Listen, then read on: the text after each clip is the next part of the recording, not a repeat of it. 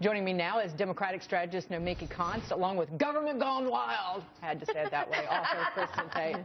I know it's 6:03 in the morning, but come on. Good to see you both, ladies, and these fine people are going to jump in here as well.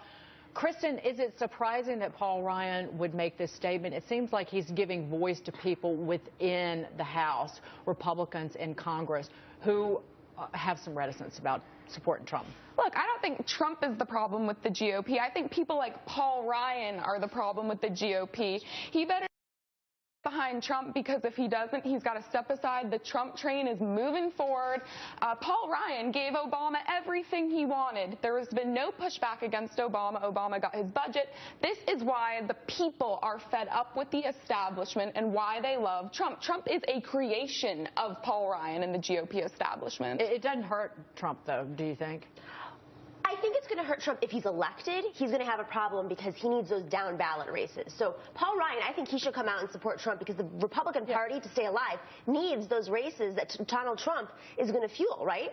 They need to be unified, because it's not just about the president. It's about the congressional seats, legislative seats. And to be fair, the Republicans are killing it on that end. Like, our party is not doing very well. But he has to come out and show some leadership. The biggest majority, I think Republicans have the biggest majority since the 1920s, maybe? Yeah. So late 20s? I think the setup here is pretty interesting for Mr. Trump.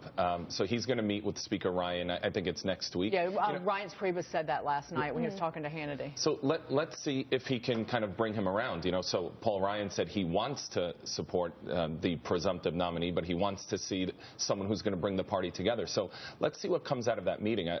Donald Trump has all the momentum, obviously, now. And if he can kind of come out of that meeting and have Speaker Ryan then say, OK, I'm on board now, I think that's a huge step in unifying the Republican Party. Right. I mean, this should be an easy race for the Republicans, I think, because Hillary's a weak candidate. She has the FBI on her trail. She's not likable. This election is the Republicans to lose. But if the party cannot come together, if the infighting doesn't stop, I think the GOP elites might hand Hillary the presidency. She's made weaker by Bernie still being in it, Nomi. I know he's your guy. He's my name.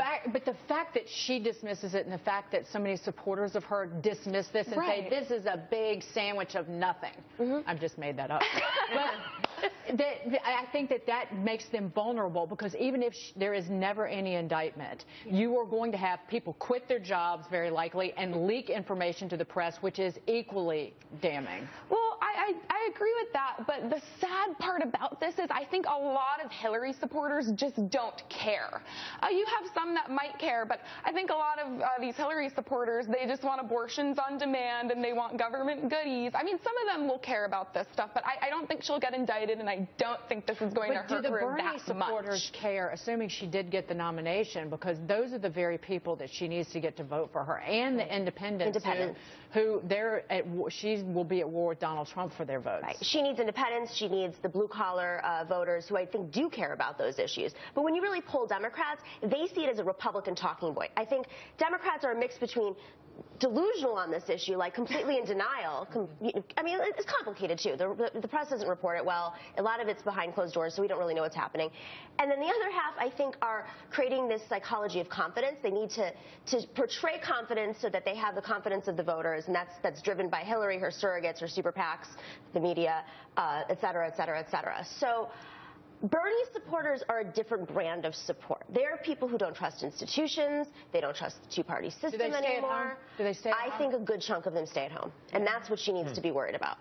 I'm going to leave it there. Nomi, it was great to see you. Nice to see you. Good to see you. Kristin, take care. Thank you so much, Dagan. And what's the name of your book? You have to say Government Gone Wild. Government Gone Wild. Thank you, Kristin. Good to see you. Don't forget